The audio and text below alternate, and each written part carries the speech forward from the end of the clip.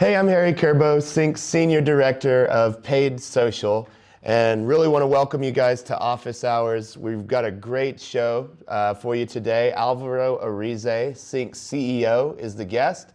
We've got a great bunch of questions from clients covering all topics from AI to development to current events. So I really think you're going to enjoy it. Thanks again for watching.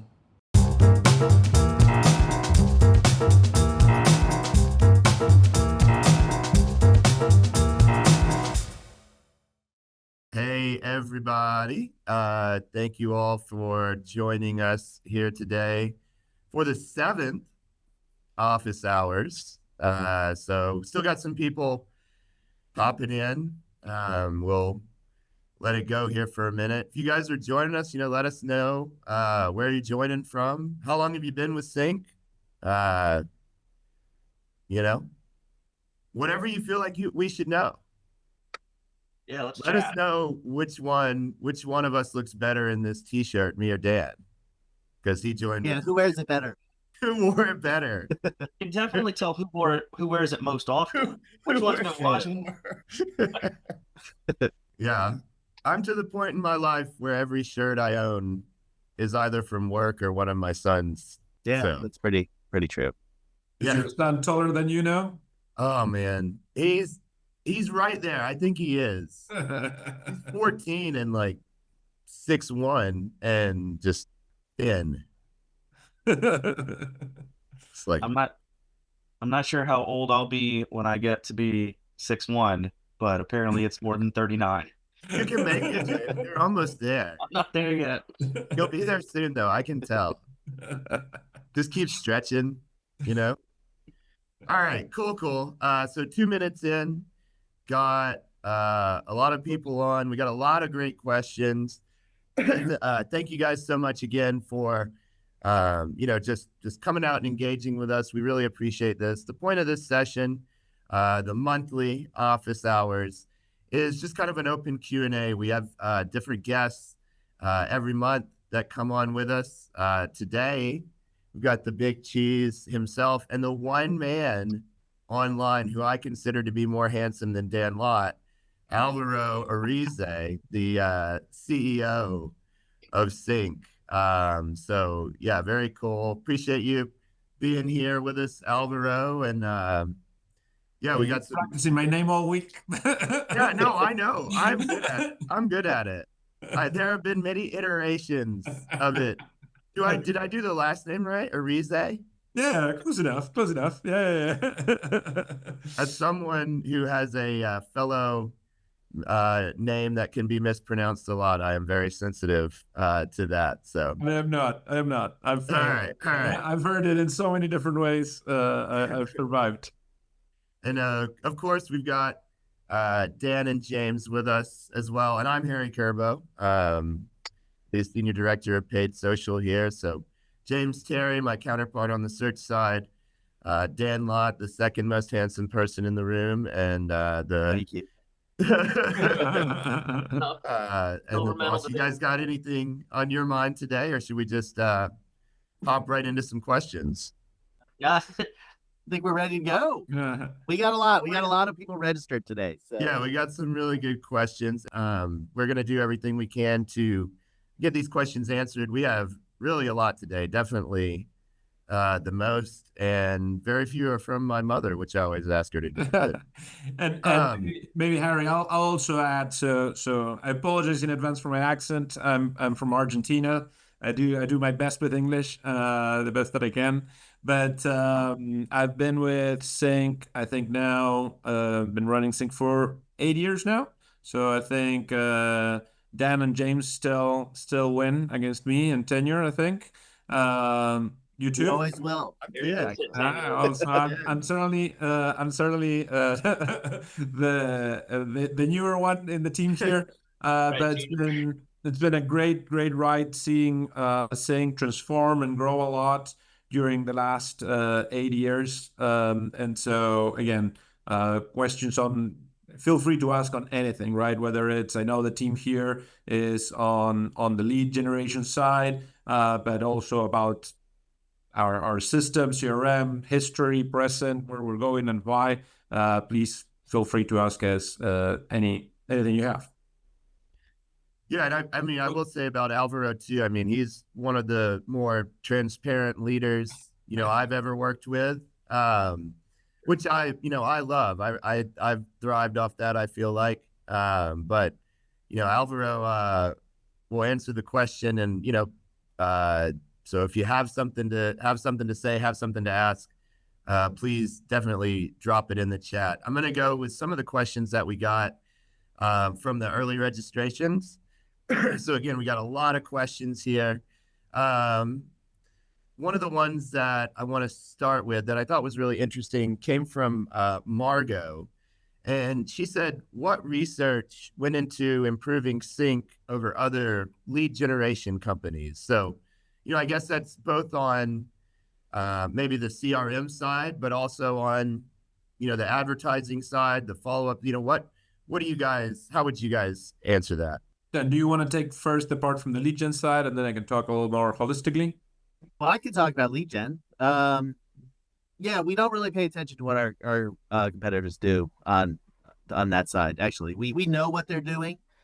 We know some people who work here used to work there, so we know that. And years ago we interviewed some people who worked there with one of our bigger competitors, and so we know what they do, not technically, but we we know what they do and make sure they're not beating us or innovating in some area, but we don't generally model ourselves after that, because I think we're doing a little bit better than they are.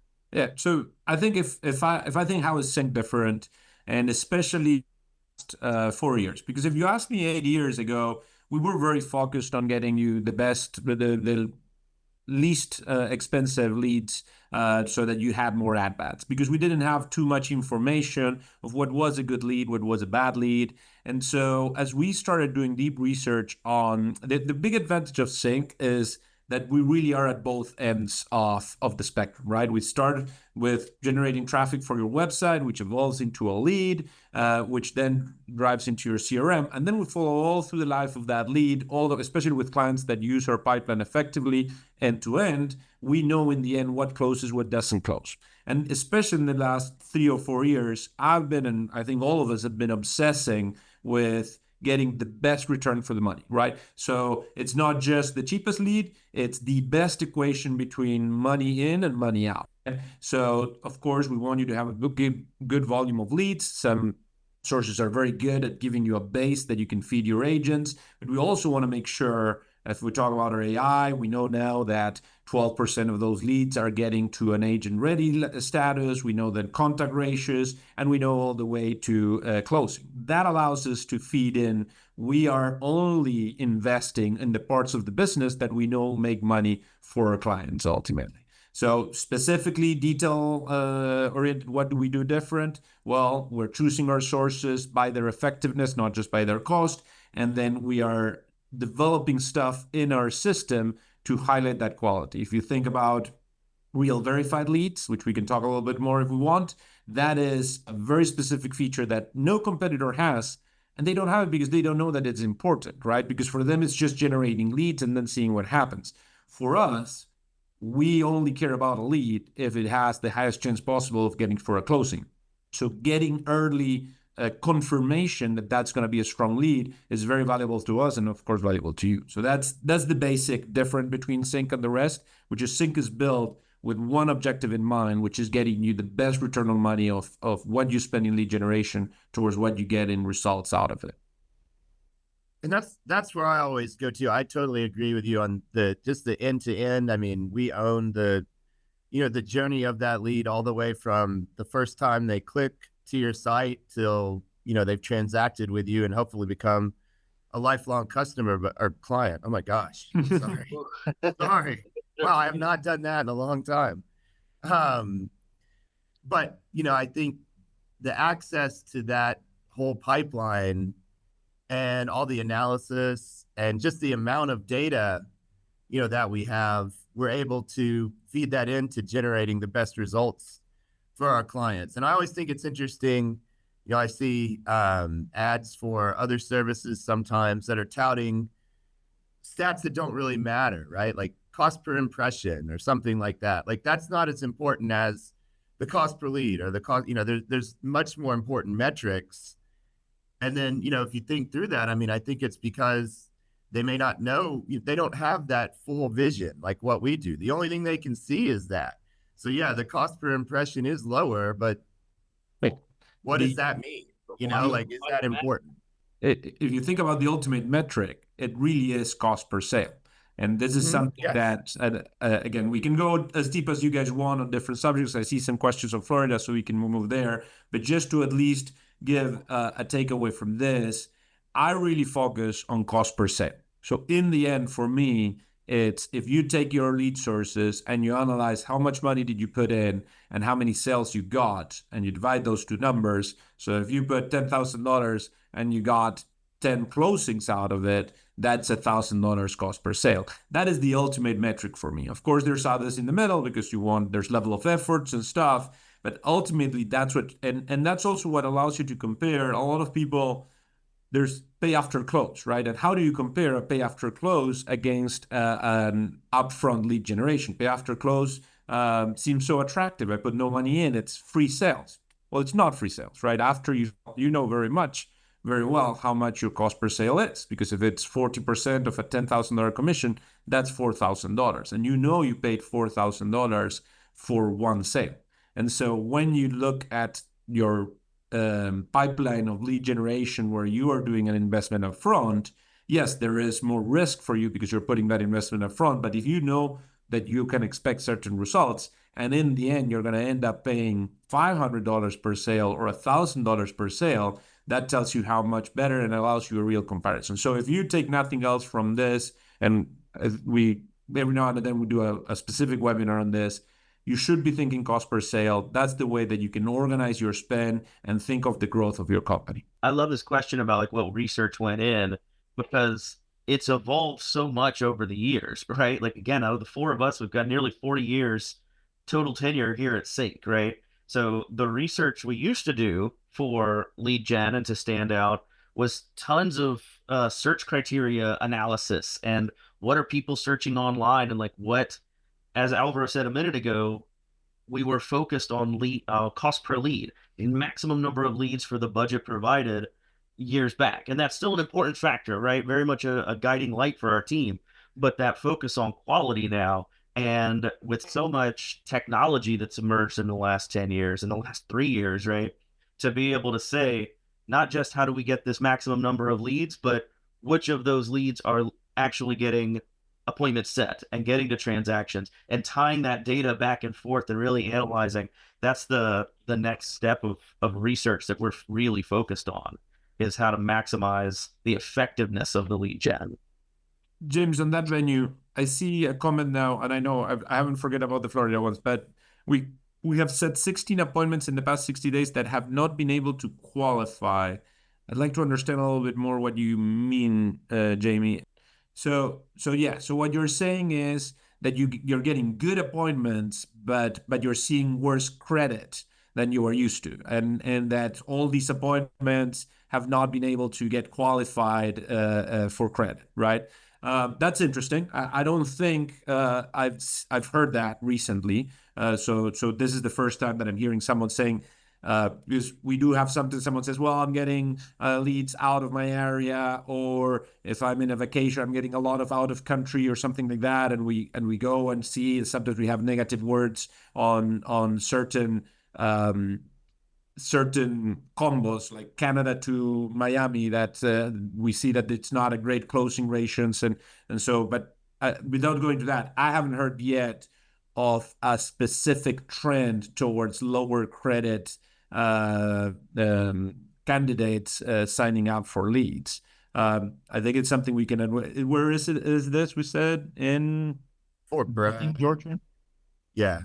Off the top of my head, I would say that might be at seeing the market. I don't know if this is going to be a factor. Obviously, we're not looking at your specific account right now, but it might be a factor of really broad search terms or points of interest, right? If we have full counties and things like that in major cities. If somebody searches homes for sale in Atlanta, cost per lead is great, but Atlanta is a huge acreage and there's a huge window on price point and that kind of thing. So we don't know exactly where they might be searching there. So maybe getting a little more granular, and you can send a case. We can talk about this later, Jamie. About your specific situation, but finding even colloquial terms for homes in this neighborhood and this subdivision, maybe trying to focus on higher price point with people that would have better credit. So it might just be that the search criteria is too broad, is why you might see that in your market.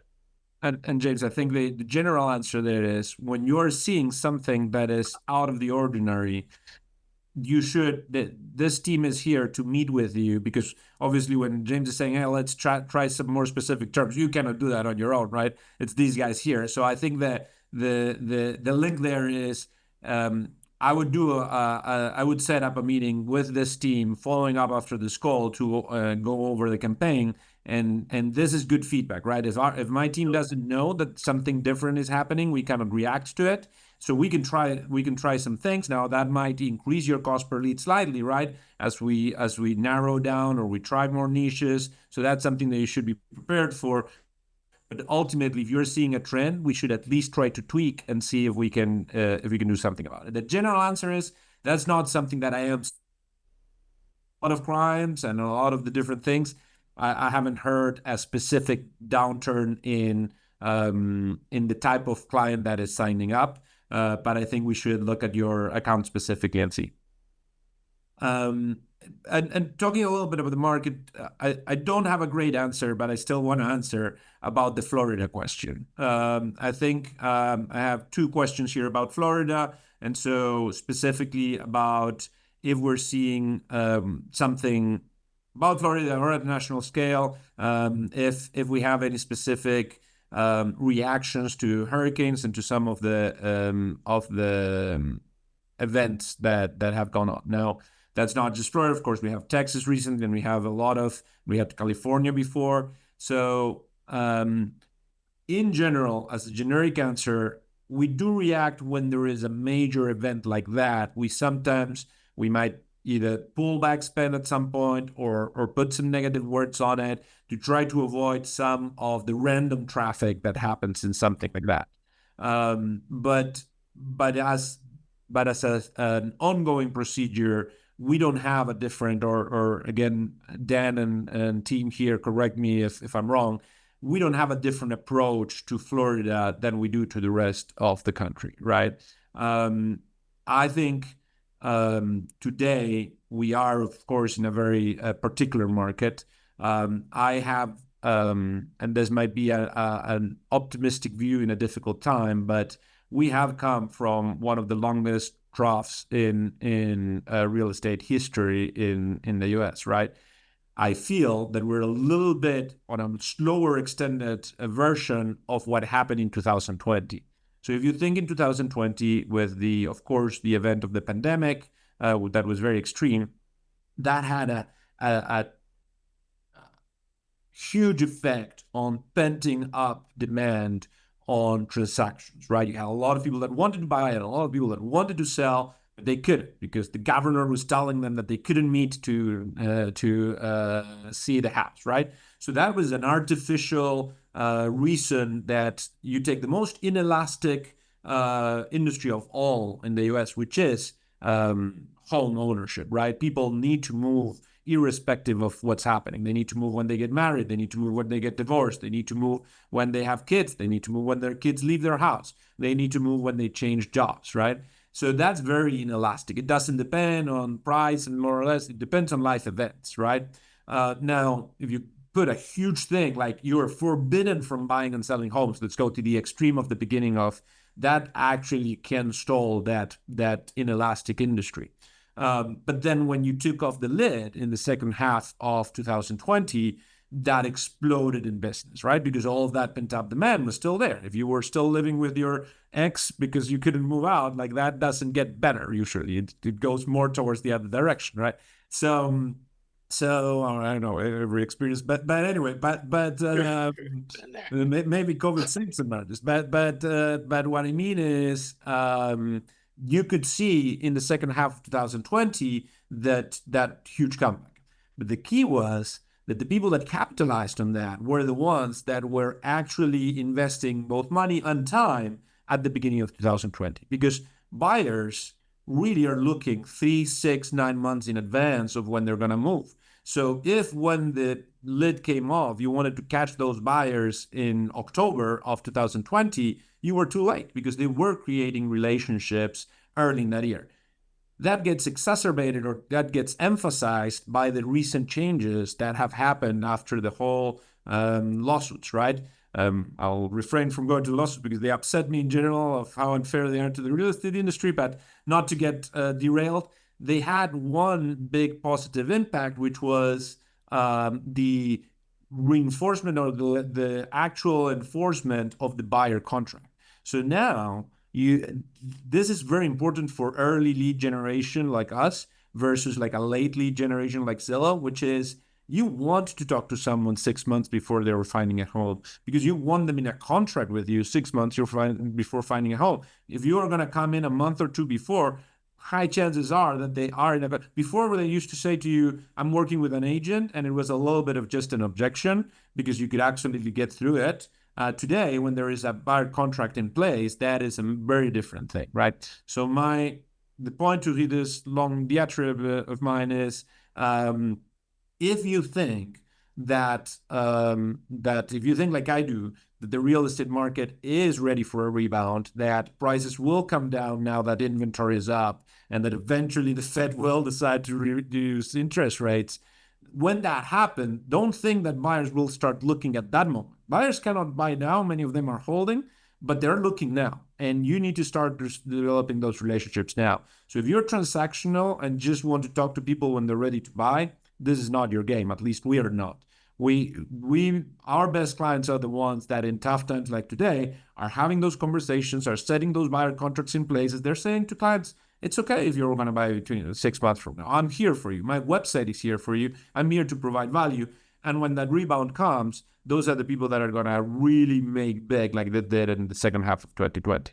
And one of the things that you mentioned, Alvaro, was the analysis that we did of clients who removed spend during the uncertainty of COVID. And so, like, even going back to the first question, right? Like, this is one of the things that makes CINC better than others, because we have that full pipeline view. I mean, we were able to go in and see, yes, you saved $12,000 in ad spend, but you missed out on $60,000 of commission if you just close things at the same rate that you close the leads that you did get. So I mean, Dan's always talked about the amount of data and the amount of ad spend that we have to draw these insights from. That is very, very real, of understanding that these leads came from here, from this network, they followed this path, this is the timeline. We have that window that other competitors, just don't have. And it's allowed us to really, like, the hyper-local micro-targeting, that comes from data analysis of understanding what people are searching for and what they're interested in. So, I mean, it really is the data, and then the team that is, using that data, both on the lead gen side and the CRM side, to, get you the best return possible for your ad spend, for your net new lead generation. And I do think now with Florida, one of the things we do, and you guys could talk about this more than me, but we do set up the campaigns in a similar way. But I believe more of the actual traffic probably comes from out of area than like Georgia compared to Florida. Like, is that something we see, or do you guys know that?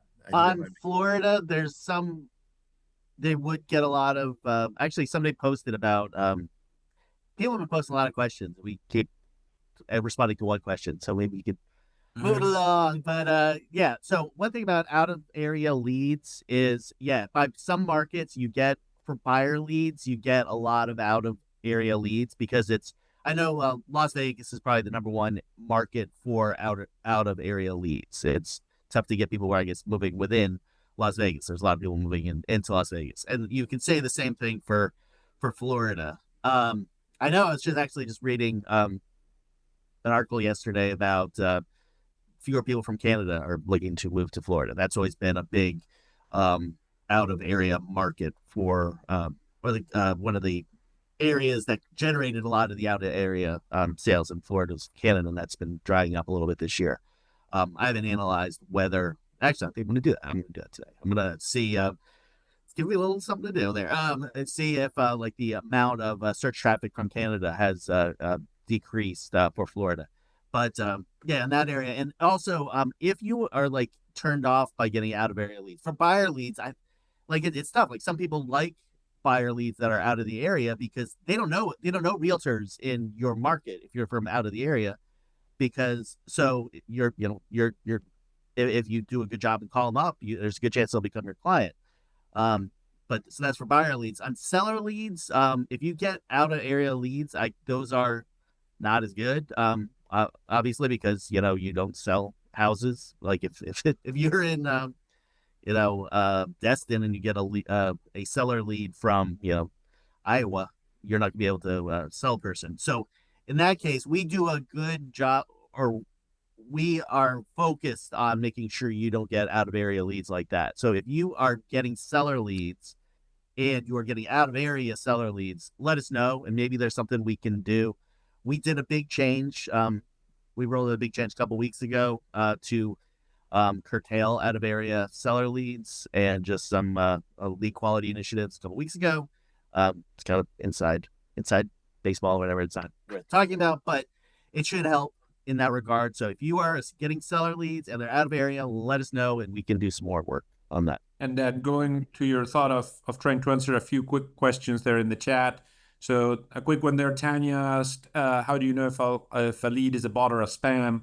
Of course, the ultimate answer is you call them, but the first thing I'd say is you have Real Verified, you have the Real Verified mark, that tells you that that lead has done a two-factor authentication. That means that just like when you do a wire at the bank, we go to them and we say, hey, if you want to have full access to our website, please confirm that this is your phone, and they do. So that those 60 to 70% of leads that you're getting that have that check mark, those are 100% that person owns that phone number. Now, they may still not want to talk to you. I'm not saying that's an automatic person that will respond, but you know that that's not a bot, and that's not someone who that person owns that phone.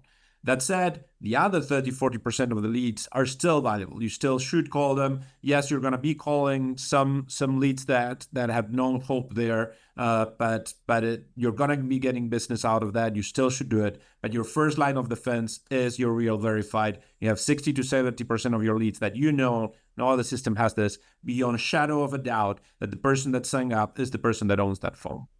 So that's that question. Then can I set an automated follow-up for unresponsive or long-term leads? Yes, you can. If you're using our AI already has a long-term also drip through text on those leads, but you also can set auto tracks. And so again, you can either ask your account manager for a specific session on that. You go like, hey, I want to set an auto track for long-term nurture of leads. We have some that are pre-made, but you can do your own. So that's something certainly that I would, Marcelina, if you can, or maybe the team here can link you if you're not in regular contact with your AM. That's something that your account manager should absolutely be able to help you with.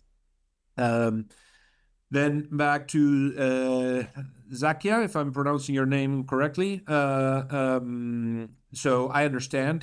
Zach is saying, well, I cannot really wait a year for return on investment.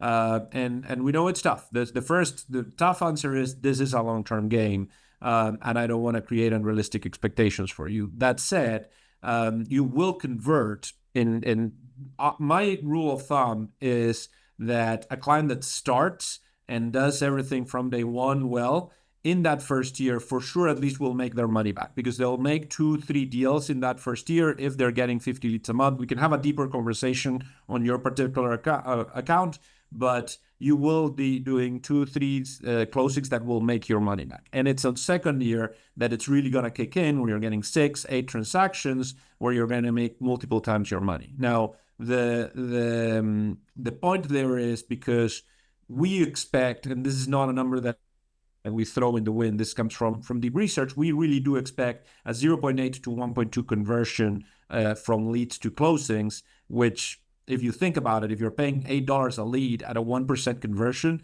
it means that in total, you're going to be paying $800 for each closing, right? Which has whatever GCI you have in your area. That's a huge return.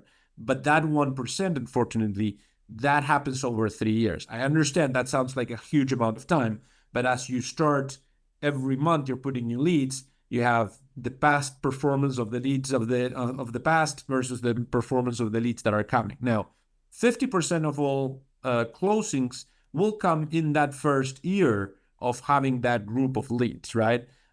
So you're absolutely going to be having, once you are in this game for a while, you're going to be having leads that close within a month, within 2 months, within 3 months. One of the biggest sales that we had, which was a $22 million buyer in North Carolina, right? Or South Carolina? Where's Charleston, South Carolina.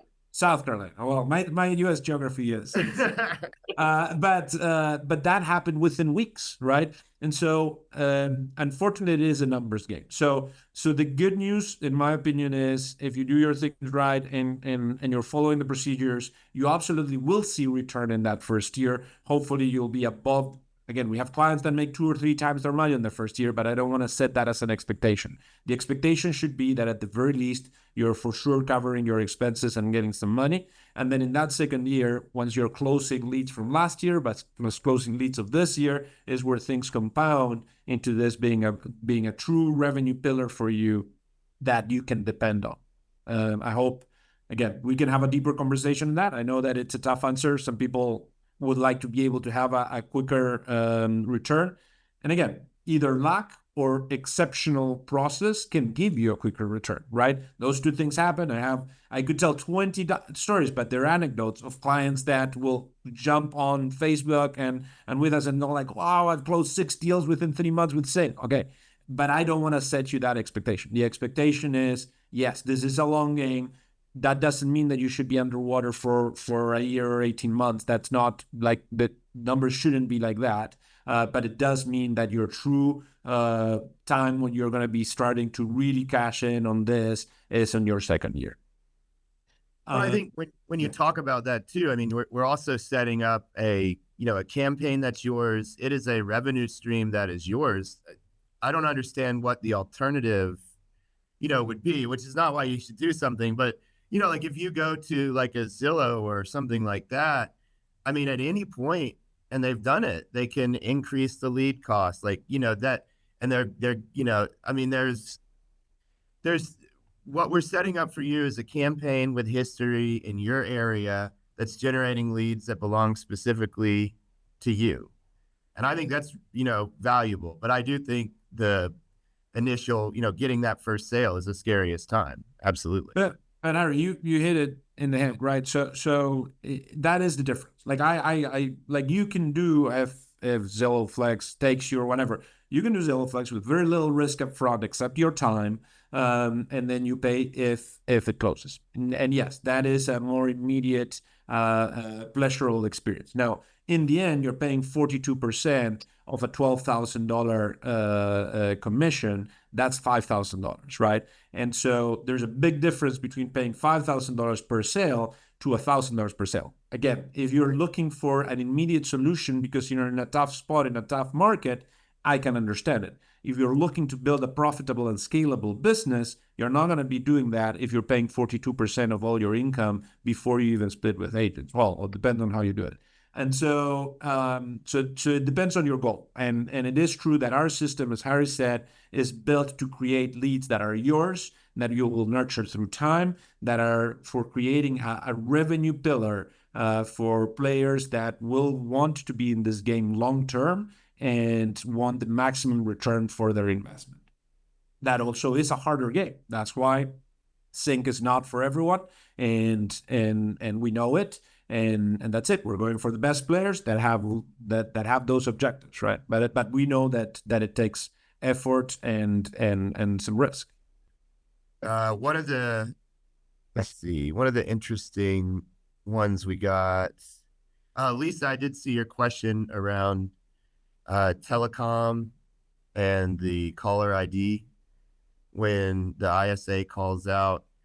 I'm not sure if you haven't talked to your account manager on that. I do know we have a team that helps with that. I'm not exactly sure, what they're able to do around the registration, but that was a large initiative to get everyone cleared with new telecom rules, rolling out. So we do have, if you haven't talked to your account manager on that yet, please do reach out. They could put you in touch with someone on our team to at least help you look at that and understand what the options are.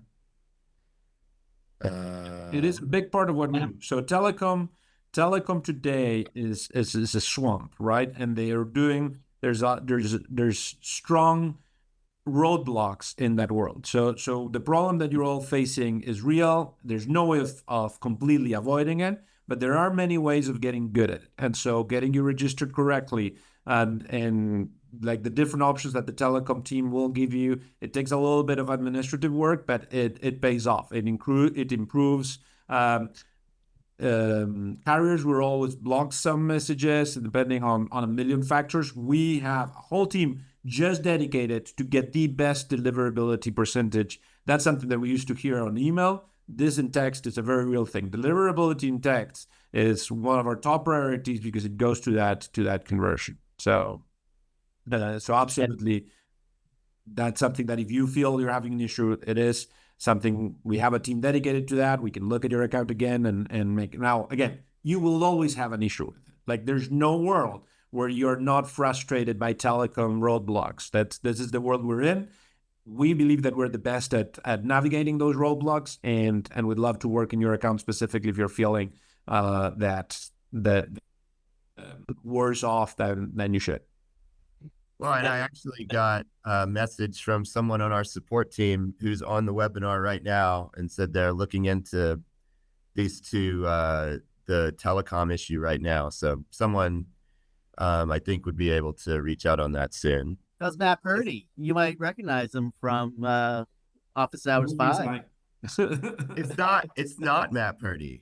No, Matt Purdy also posted something. Oh. Yeah, so there's post in here. Yeah, there he is. There he is. All right. And that might be a Google Voice piece as well. I saw you said like that was the software you were using to make the calls. I use Google Voice. It's a free service. There might be other third-party options that you can use for it. I use Google Voice for my very specific reasons, which are very minimal to what you would probably need them for, but there might be a setting where you can change like what it shows up as elsewhere or the area code that's being used to make it show like this market versus that market, that kind of thing. So there might just be a simple setting that can change, but more than likely Matt Purdy, Orlando, TechX, they'll look into the way more complicated piece that I don't know anything about. But I can check on the Google Voice side. I'm all over that.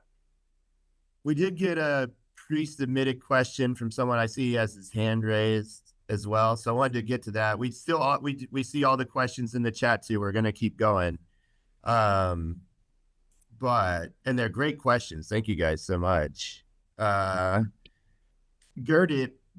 I'm sorry, I'm not sure I'm pronouncing that right, but he asked, can we test and optimize our ad spend by postal code, time of day, lead type in Canada? And do we have benchmarks or cost per lead averages to guide our expectations in the current Ontario market? Okay. We generally don't do time of day advertising just because we found that really hurts the performance just across the board. We started out doing that. And then it was like, well, then we tested it and it's like, well, because a lot of the leads come in at like 6 to 8 to 9, and then if you say like, well, I don't want leads after 6 o'clock, you're gonna not get as many leads. Your cost per lead will go up significantly. Postal codes in Canada, we do zip codes in the US, but postal codes, we have tried those, but for some reason Google doesn't. I guess because of the format of postal codes, Google, they're very hard to do, and they haven't been effective. I don't think people have search on them, maybe because they're too granular, or however. But if there's something you're interested, you'll let us know. And then the other question was on just the cost per lead in Ontario. It really depends on the market. Canada is strange. Like Toronto has a pretty high cost per lead, like relatively compared to it's probably like $7 a lead, something like that, or $8 a lead, which is for it'll be better than the U.S. But then you get to some of the outskirts of Ontario, and the cost per lead is like half that, or even down to 3, or like Canada is the home with some of the less expensive markets, like down to $1 a lead. So, but downtown Toronto, downtown Vancouver, those are pretty pricey. And that's Canada's what, really as you said, Dan, sorry, on the lead ratio of how much does a lead cost versus what's the GCI expected from a sale, Canada has been very good in the past, right? Yeah. Low cost lead, while still high priced homes, right? lead I think value. Alvaro was referring to the lead value index, our proprietary metric. Yes. Yeah, exactly. It's like the price of the leads in Toronto, as I said, they're pretty high. They're like $7 a lead, or $8 a lead. But the homes, as you know, if you're in Toronto, the home sale price, the average home sale price is really high compared to the price of the leads. So it's a very high lead value index, which is good. That means it's a really good market for, advertising, because you get bang for the buck. At the same time, Bang for the loony, as they say up there. but being transparent and on both sides of the equation, it is also true that in the last year and a half, Toronto conversion, not conversion as these guys think about it, like to a lead, but conversion to a closing has gone down. I would talk with a lot of clients, and some of my Toronto clients, it has been a rough last year, where conversion to them from lead to sale is down 20%. Even with that conversion being down, again, an ongoing client that has been there for a while is still being able to make many times 5-6 times their money because of this relationship between GCI and lead gen. But it is true that on absolute levels, they're converting less business in this last year that they did 3 years ago. But that'll go to the same pent-up demand that you were talking about a minute ago, Alvaro, in terms of that market will shift. And I was trying to figure out a way to work in like a poutine reference into all this when it does shift, and we can all celebrate. Good. There's nothing not to love about poutine. It's like the best thing in the world. Look, you just did it. You just worked it in. You did it. Did I make that happen? Good work. Yeah. But for the time of day was one of the references there. And I mean, we're working in an auction on Google anyway, right? Like every time a Google search is made, there's an auction for where the ad places, how much we pay for the click to get eyes on the website, that kind of thing. And the market will always win out in an auction, right? So if you think about this, it's all down to the supply and demand, right? So we want to have the highest supply, the highest availability of getting the ad in front of people. So when it comes down to time of day, like Dan said, we don't usually use that. Google calls it day parting. We want the ad to be available 24 hours a day, because if somebody works in a restaurant and they get home at 2 o'clock in the morning, then, and I've known people in that industry and in that world, and that's when they go to the grocery store. That's when they, get online and they do their research and things like that. Those people are out there. Now, if 70% of your traffic is coming at 2 in the morning, that's a conversation we should have for sure.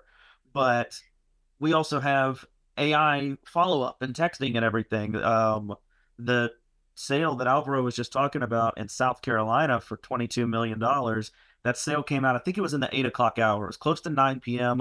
on a Sunday night. And we have gotten the request in the past, can we turn off the ads on the weekends? Can we turn off the ads after, 6 p.m. like Dan said? And that $20 million would have been lost if that were the case, right? Like, we want to be able to capture that traffic. And even if you're not online and you're not available to follow up immediately, we have the technologies that can respond, build a little bit of rapport, and set up an appointment for you when you are back online.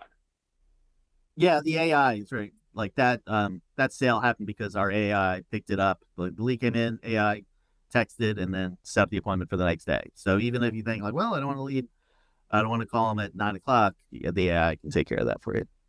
And if you want to know how to start a good week, wake up on Monday morning and have a $20 million appointment on the books that you didn't set your personal goal. But I'd say here's my gripe. I look at agent ready leads. So agent ready leads, we call it, with someone has had a long conversation, usually 4, 5, 6, 8 texts with AI, and they've gotten to a point where they're actually asking Alex, "Hey, I know I want to meet with an agent," and the issue with that is, those leads are extremely valuable, but my experience from looking at a lot of those is they can go cold if they're not called or texted by the agent relatively soon after that. So one of the bigger takeaways I have for many of my clients is, if you go to your platform today and you filter by agent ready and you look at those conversations, I would go one by one with those conversations and look what happens at the end. If there's not a text or a call from someone in your team within half an hour of that conversation getting to that agent ready level, that's a very big missed opportunity, because it is very normal that if you try a day later, that lead has gone completely cold. My experience with those particular leads, the ones that get to agent ready, is they want action now.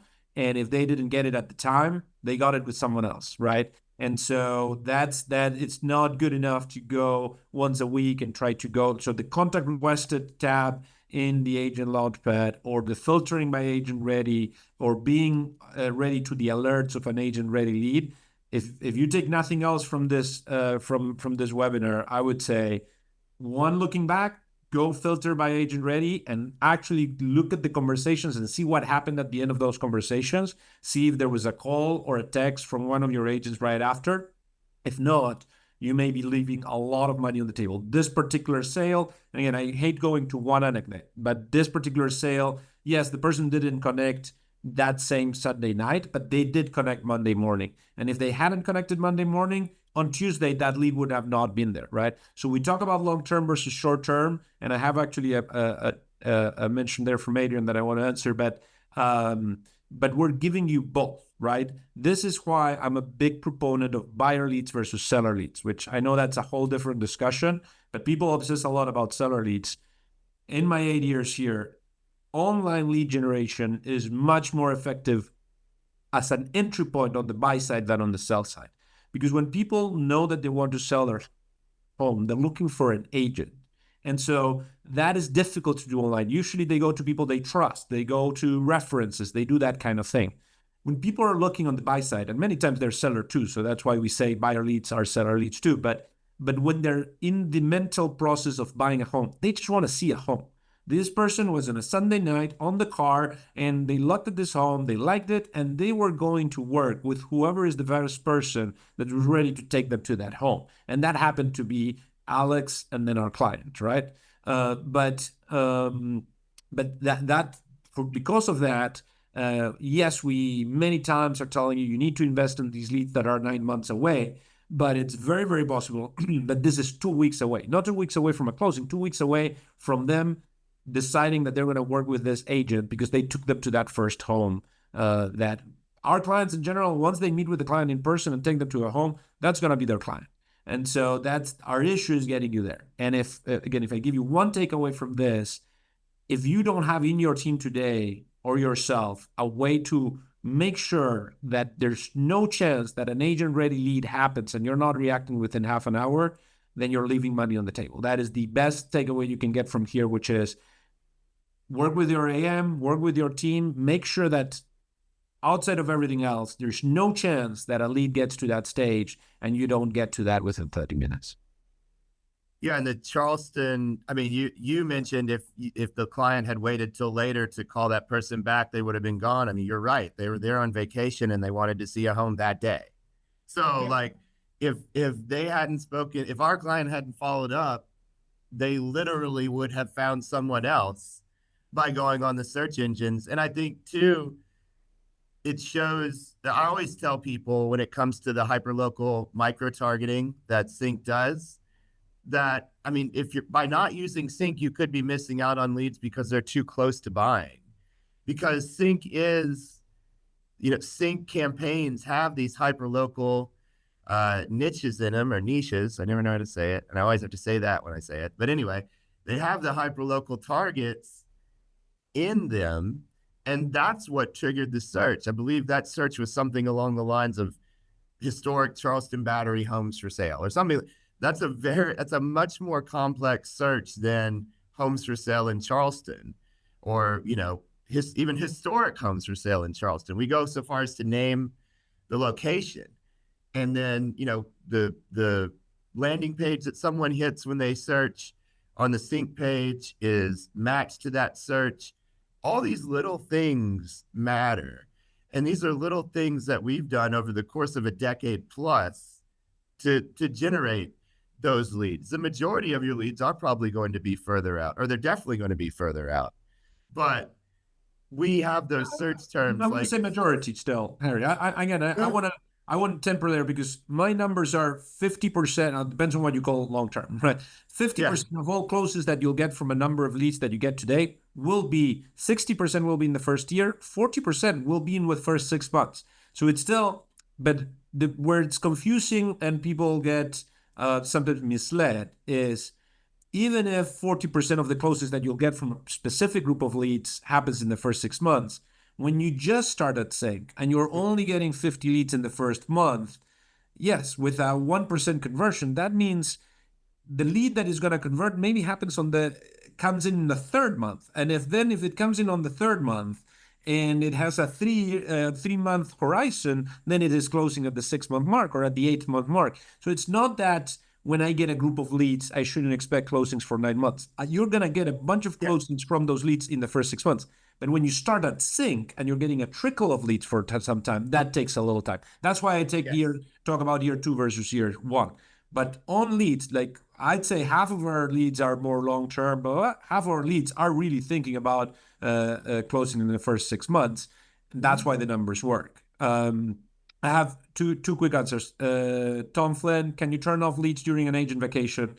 You can get that agent out of lead routing if you want. So if they're going on vacation, they don't get assigned leads, right? You can also just reduce your spend on a specific time. If you're like, look, we're all on vacation a certain month, let's bring the spend down, or I have half the agents to call them. You absolutely can do both those things. Adrian, I'd like to follow up after you say in that comment, one of your big sales pitches talks about how you're capturing people much closer to transaction than other lead generation companies. I'm surprised about that, because that's not a sales pitch, and so I'd like to know where and how that went. Here's my full-on answer, and again, I'm 8 years in this. I'm really telling you what I think, which is, if I wanted to just focus on people that are within 3 months of closing, I could absolutely do that. Your return on investment is going to be 1 to 2 times, right? So if you want that easier job, your return is going to be lower, because in the end, when I'm setting the net, when these guys are driving traffic, there are people that are looking for 3 months from now, and there are people that are looking for 9 months from now. People think, let's just focus on the ones that are 3 months from now. That is not really possible. You're going to set the net and you're going to get all the fish. If you're going to say all the fish that are yellow, I don't want them, then you're going to get half the fish for the same amount of net. So if you're spending an amount of money and I go, no, let me just focus on the ones that are wanting to buy in the next 3 months, then you're just throwing away a bunch of money. We're giving you both the short term and the long term so that you can maximize. And yes, it's a less attractive thing to say on sales pitch, but it is the maximizing equation for you to make money on your investment. Now, what I do say in our sales pitches is, I think we are the most effective lead generation to conversion platform in North America. I absolutely believe that. I've done the math and I can defend it. But that does mean that I want to be it does mean that we're doing a ton of stuff to avoid bad traffic, right? These guys work a lot on not wasting your money, right? On blurring out the bots, on taking out the spam, real verified. Again, when anyone wants to challenge my statement here, find another company that is willing and courageous enough to ask for two-factor authentication on the leads. There's no one in this industry that have the balls to go and say, I'm going to require you to text me back to confirm that that's your phone number. And the fact that we're doing it for 70% of the leads lets you know why I feel so confidently of this. So if we have a pitch that says, no, we're going for the ones that are closer to the transaction, that's something that I want to double down on, because that doesn't jive well with me. So I'm going to, after we're going to talk, I'm going to see where you heard that. I can say with a lot of confidence that we are the most effective lead generation to conversion according to all the numbers that I've seen. But that includes the now and the future. And anyone that is not willing to work on the future too, I don't know that we're the best system for that. What I think they're referring to is when we talk about hyperlocal micro-targeting, like that type of lead is, instead of doing, homes for sale in Marietta, we do the 70 areas within Marietta, all the school districts, all that stuff like that. So for $6 a lead, you get somebody who's searching homes for sale in the Lassiter school district is farther down the line than somebody who's searching homes for sale in Marietta. That's what they're referring to. And it's not like it's a Zillow lead, which might be closer to the endpoint, but that costs $500 a lead. So for $6 a lead, you get somebody, a more qualified person, a more interested person, because they are searching for something granular than something broad like the city name. That's what they're talking about. The interesting thing with that is they're actually cheaper a lot of times too, and that shows that competitors are not bidding on that because they are cheaper than the ones that have more competition. And it's not because they're not, they don't care about clients or whatever. They just haven't invested into the data and research that we have and built the automations that we built over a decade. I mean, it's not scalable for anyone else. Quick answer for Danielle Miss. So has someone turned off still getting results? Yes, we have a bunch of clients that decide not to use AI. They're either using their own, or they have a dedicated ISA team that they feel is getting on it all the time. And many of them have results. I have clients that have been with us for 10 years and they don't.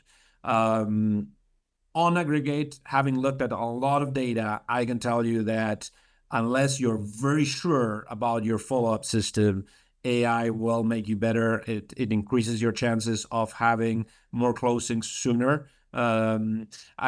So when you say it seems to annoy clients, I get that pushback, right? But here's the exercise that I would recommend that you try, which is our brain works in this way. You see a conversation that goes a little sour, and you go like, this is a lead that could have been good and it got soured by AI, or people are getting pissed off at AI, right? And you're focusing on that one, that's why I always talk anecdotes are difficult, right? When you look then at the 10 leads that had a conversation at 2 a.m. with Alex, that you wouldn't have had that conversation if Alex was not on. If you had an Alex on, you wouldn't be feeling pain from those, because lost opportunity, that's the problem with the world, which is lost opportunity is not that painful because you don't know you lost it, right? Well, when you have something that is giving you a ton of good results and opportunity, but if you're not really aware of it, when it has a bad result for you, that is very front-loaded in your mind. Sorry for my English. So my point here is, for me, looking at data, it is undeniable that for 80% of our clients, AI makes them better. It gives them more at-bats. It gives all those agent ready that if you're reacting to, they're going to be good results. But you will have to live through seeing some conversations that you go like, which I might say might also happen if you look at the recordings of your agents when they talk, because sometimes humans piss off humans too. But I get the pushback and I understand, and you can absolutely turn it off. And if you're on your game on follow-up, and you are on texting and on calling, and you have good coverage, then I'd say go for it. But if I give you a blind answer, I would say there's an 80% chance that you are better off by having AI on, even if it pisses off a client every now and again. And even when it pisses off a client, if you jump in, sometimes that ends up in a great conversation for the agent too. But that's my thought. Again, that's an opinion, not a fact. Now, Alvaro, I know it's noon. Do you have a few more minutes, or do you have somewhere you got to be? Yes, I do. And a quick answer, I do have a few more minutes. And sorry, I get it in these things. So someone says, what is the right time to turn it off? Here's a great answer for you, which is as soon as possible. What I mean is, don't turn off AI, but that conversation, you should relieve Alex of its duties the earliest that you can. You want the biggest of Alex not pissing someone. The moment that someone answers Alex, you should be in. Like in a perfect client of mine, when there's a 2 text back and forth with Alex, they go in. The moment that you text the lead, Alex shuts up, right? So again, Alex cannot piss off your leads if you were there after the second text that came back, right? So what is the right time to turn it off? If you're asking on a per conversation level, as early as possible, as early as humanly possible, right? You cannot be there all the time. That's why Alex works so well. But if you have someone that is on it, that is checking the conversations, you should step in. A human will always be better. We could talk about voice AI and other things if we have another hour. A human will always be better. Alex is awesome, but you are better. So get in as soon as you can. Hey, Alvaro, there's a question there from Kathy about the recordings and some of what you were just talking about listening. And we talked a lot yesterday about API integrations and recordings in the future in that sense. Well, so 2 things. Yes, you have the API conversation. We have an open API. And so if you have a favorite call recording, you can bring it in. But we are rolling it out. And more specific, we have call recording, but most specifically call notation, where you're going to get the feedback out of every call. That is already in beta. I think we can add people on if they want it. And it's rolling out soon. And I think it's a huge win. We worked a lot to make it so that it is pretty safe from a compliance point of view, and we're very excited about it. So yes, if that's interest to you, write us a note and we can add you to the beta. Waylon asks about the Charleston sale. Did the client come up with the search, the historic homes for sale in Charleston Battery, or was that something? Or did the client request that, or was that added by the team? Do you know that, Dan? I believe they searched for Battery, and it didn't bring up a Battery landing page, but it was a historic homes in Charleston. But that was something that was added proactively through the CINC. Yeah, we proactively. Yeah. Like this client's account has like we did a white paper about it if you're interested. So, you can share a link to it afterwards on the chat. Why not? Yeah. If we had, oh my God, I can get it. All right, okay, up to the PDF. But yeah. So this client has been with us for 10 years, 8 years, very long time. They gave us when they started. They gave us 10 markets, and from there we expanded their campaign, and then they currently have around 200 ad groups, 200 niches, and hyperlocal micro targets that they're targeting.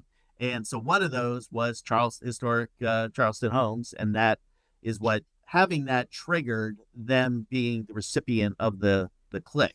If they would have just had a generic Charleston ad group, they would have gotten the click. So it was more targeted. Google likes that, and so that's why they got it. Well, it goes back to again, it's these guys are what they do is difficult to explain how cool it is. But one of the main things that is different when you ask us what is different from other people, which is difficult to see, is one is the ability to catch traffic that you wouldn't have actually caught. So again, to Google, you pay for the traffic, not for the leads, right? That's and so you have to guess what that traffic would be, right? So you want to block out bad traffic and lock into the traffic that has the highest chance to later becoming a lead, right? So that's half of their job. Now, the other half is once you got the right traffic, you need to convince them to move into giving you their information, right? And there's a trust process there. If they trust you enough, they're going to give it. If they don't, they're not. So you could have good traffic that got missed because you had a not, if you're like, you have a lot of these sites that are just crappy search sites that when the traffic gets there, it goes like, this is and they immediately bounce away, right? Your website needs to provide trust. And one of them is having a high responsive, like a search at top of the line. Your search website needs to be able to compete with Zillow on how good it looks and responds. And I think we do that very well. But also these guys, by having niche landing pages, when you get a response to your search that is not generic, your chances of actually signing up are much higher, right? If you are searching for a very specific niche term, and we're doing all of that great with Google, but then you get into a super generic or whatever Charleston landing page, then there's a high chance that person will bounce because they feel that it's not tailored to what they were looking for.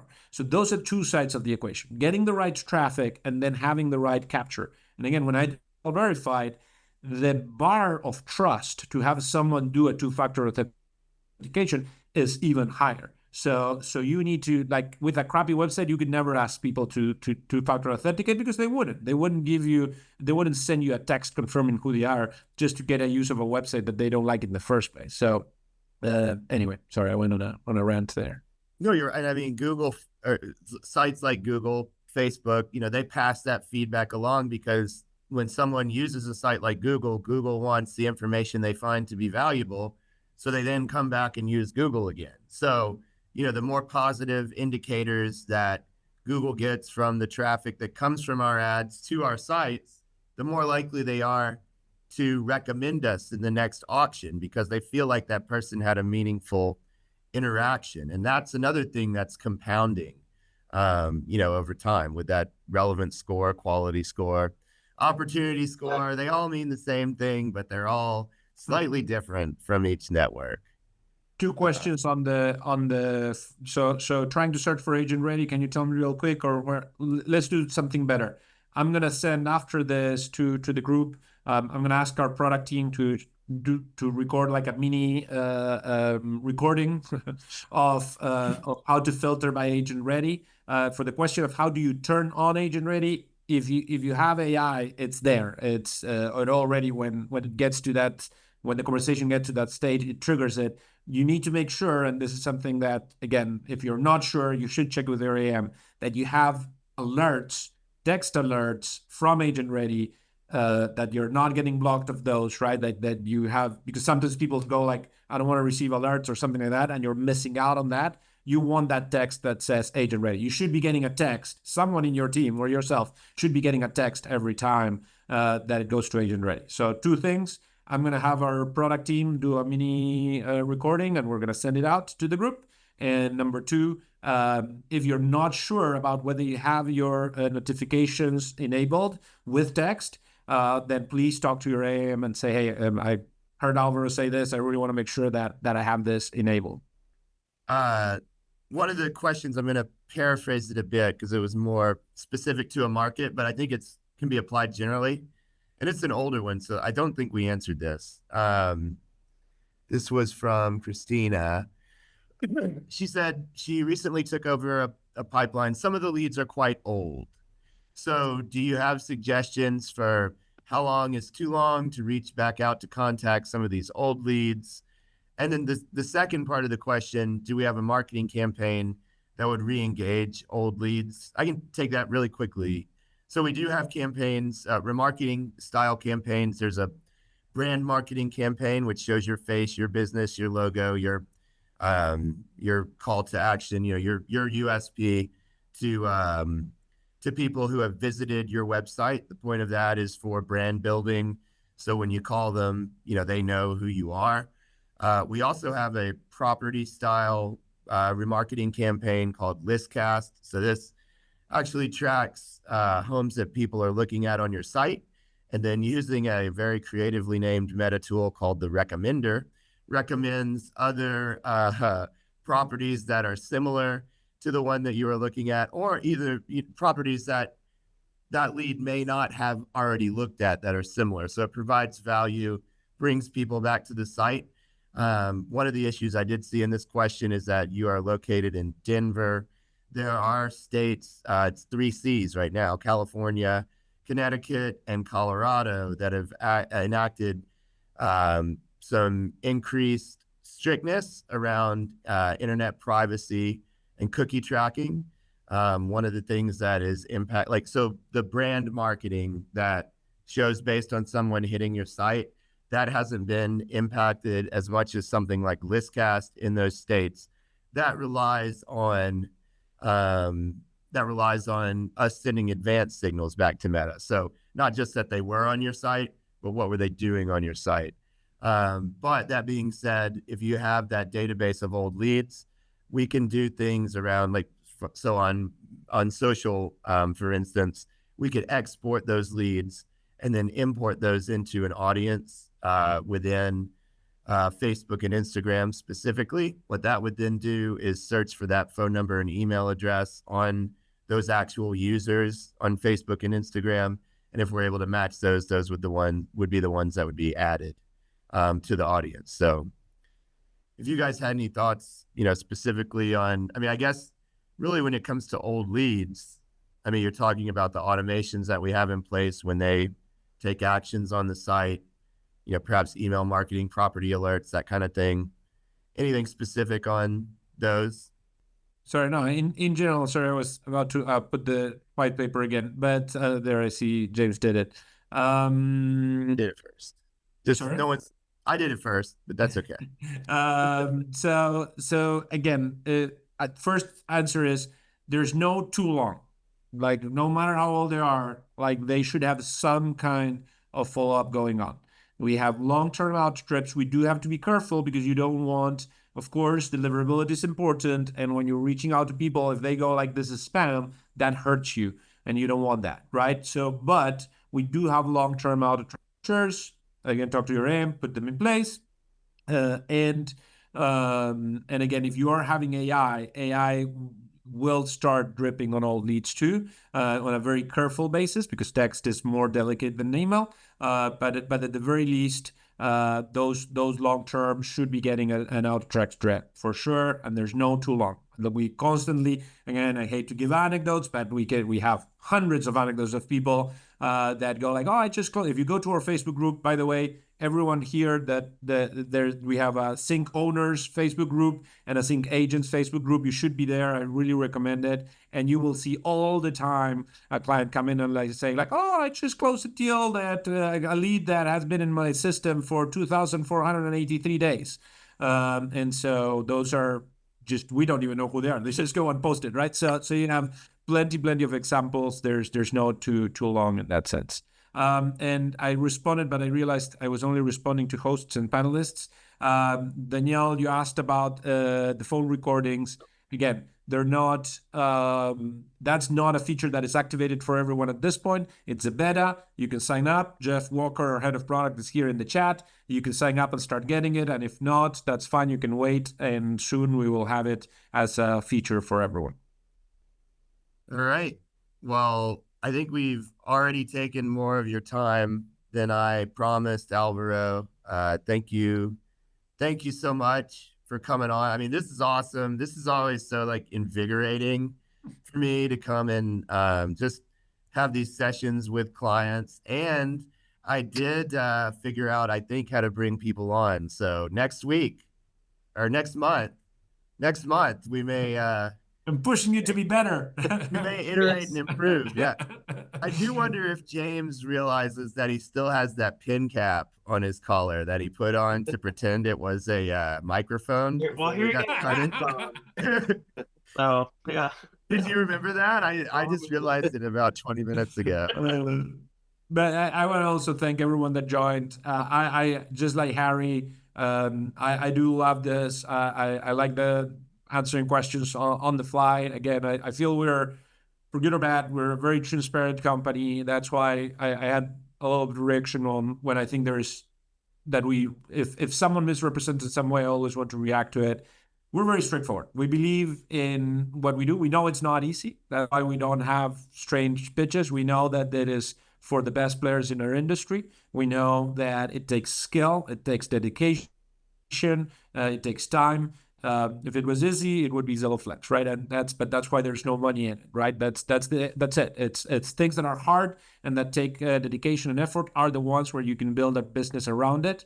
I believe we have the best platform for you to build a true long-term successful business, profitable business. Revenue is easier than profit. We want you to make profit, not just revenue. But that is not easy. And so we don't want to misrepresent it. We want to set you up for success. We want you making the hard choices. We want you making the investments. What Harry said at the beginning is absolutely true. We see people in tough times cut back on lead gen spend. And again, it doesn't change our profits at all, right? But we know that they're going to be giving up for every $1,000 that they save, they're going to be giving up $5,000 to $10,000 in revenue. And sometimes even successful clients don't think about it that way. And they just go like, well, it's tough times, I need to cut costs. And it's like, well, but that revenue you had last year, you won't have next year if you cut back. So again, plan it for your year. How much money do I want to make? How much money do I need to spend on that? I do believe you have the best tool in the market for it, but it doesn't do it on its own, and it requires your skill and your dedication. And I appreciate you being here. It means that you care, and we care too about your business, and we want you to be successful at it. Yeah, no, this is great. Love the chat. Love everybody being involved. So yeah, I guess we will sign off from here. Thank you, everybody. We love you. Yeah, we wouldn't be here without you. As always, one of my favorite sessions. Thank you so much to Alvaro. Just great to have the accessibility of this. So if you enjoyed this, tell your friends. If you didn't, just don't talk about it. Join the Facebook group. Join the Facebook group and be active there. You'll learn a lot. There's cool people talking there. Yes, the Facebook group is a very great resource for sure. A lot of really smart agents in there. I've learned so much about real estate over the 2+ years I've been here, longer than you, Alvaro. So it's been that's great. That's great. I love it. It's one of our company that our people have been here for 10 years. Oh yeah. No, life-changing place for me. So thank you guys. Thanks, Alvaro. Thanks, Dan and James. Like I said, we love you. Tell people about this, and hopefully we will see you next month. Adios. See you later.